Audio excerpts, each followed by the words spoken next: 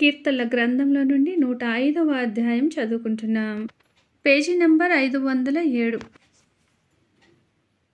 యెహోవాకు కృతజ్ఞతాస్తుతులు చెల్లించుడి, ఆయన నామమును ప్రకటన చేయుడి, జనములలో ఆయన కార్యములను తెలియజేయుడి. ఆయనను గూర్చి పాడుడి, ఆయనను కీర్తించుడి, ఆయన ఆశ్చర్య కార్యములన్నిటిని గూర్చి సంభాషణ చేయుడి. ఆయన పరిశుద్ధ నామమును బట్టి అతిశయించుడి. యెహోవాను వెదకువారు హృదయమందు సంతోషించుదురుగాక. యెహోవాను వెదకుడి, ఆయన బలమును వెదకుడి, ఆయన సన్నిధిని నిత్యము వెదకుడి. ఆయన దాసుడైన అబ్రహాము వంశస్థులారా, ఆయన ఏర్పరచుకున్న యాకోబు సంతతి వారలారా, ఆయన చేసిన ఆశ్చర్య కార్యములను జ్ఞాపకము చేసుకొనుడి. ఆయన చేసిన సూచక క్రియలను, ఆయన నోటి తీర్పులను జ్ఞాపకము చేసుకొనుడి. ఆయన మన దేవుడైన యెహోవా, ఆయన తీర్పులు భూమి అందంతటా జరుగుచున్నవి. తాను సెలవిచ్చిన మాటను 1000 తరముల వరకు, అబ్రహాముతో తాను చేసిన నిబంధనను, ఇస్సాకుతో తాను చేసిన ప్రమాణమును నిత్యము ఆయన జ్ఞాపకము చేసుకొనును. వారి సంఖ్య కొద్దిగా నుండగను, ఆ కొద్ది మంది ఆ దేశమందు పరదేశులై ఉండగను, కొలవబడిన స్వాస్థ్యముగా కానాను దేశమును మీకిచ్చెదనని ఆయన సెలవిచ్చెను. ఆ మాట యాకోబునకు కట్టడగాను, ఇజ్రాయేలునకు నిత్య నిబంధనగాను స్థిరపరిచియున్నాడు.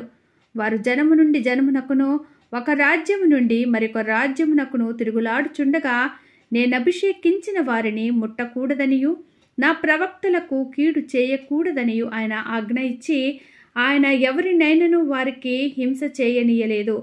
ఆయన వారి కొరకు రాజులను గద్దించెను. దేశము మీదికి ఆయన కరువు రప్పించెను. జీవనాధారమైన ధాన్యమంతయు కొట్టివేసెను. వారి కంటే ముందుగా ఆయన యొక్కని పంపెను. యోసేపు దాసుడుగా అమ్మబడెను. వారు సంకెళ్ల చేత అతని కాళ్ళు నొప్పించిరి.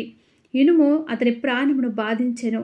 అతడు చెప్పిన సంగతి నెరవేరు వరకు యెహోవా వాక్కు అతని పరిశోధించుచుండెను. రాజు వర్తమానము పంపి అతన్ని విడిపించెను. ప్రజల నేలినవాడు అతన్ని విడుదల చేసెను.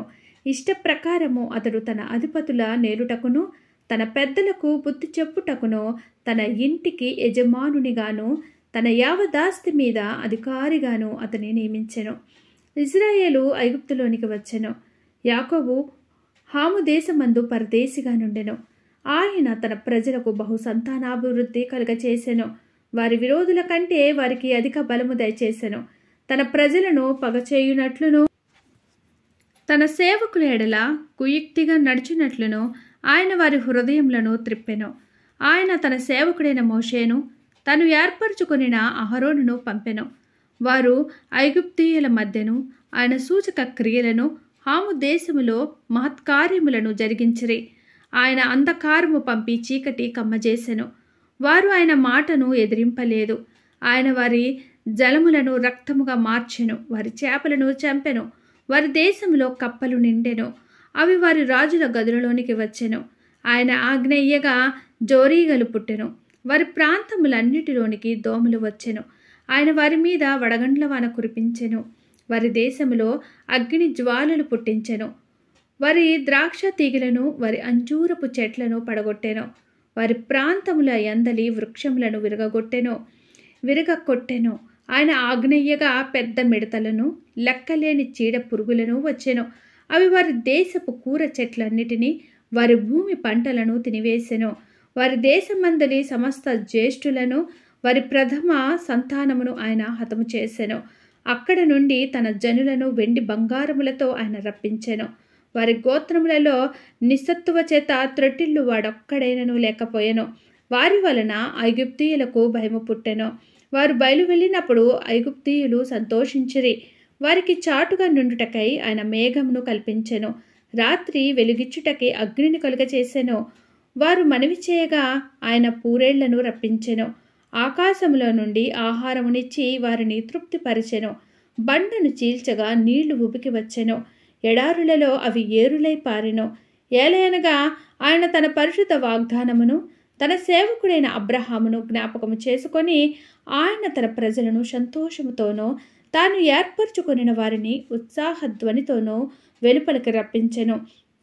వారు తన కట్టడలను గైకొనున్నట్లును, తన ధర్మశాస్త్ర విధులను ఆచరించినట్లును అన్యజనుల భూములను ఆయన వారికి అప్పగించెను.